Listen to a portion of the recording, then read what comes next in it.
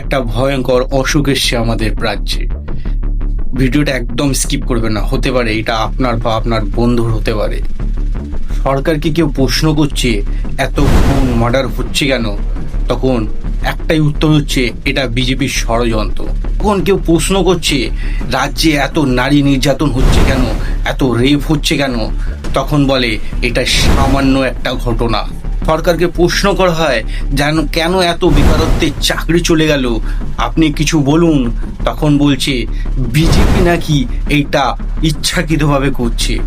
তাহলে প্রশ্ন একটাই, যে মানুষগুলো আপনার জন্য আওয়াজ তুলছে সে কি বিজেপি না টিএমসি, এটা গুরুত্বপূর্ণ নয়। গুরুত্বপূর্ণ এটাই যে সে আপনার জন্য প্রশ্ন তুলছে।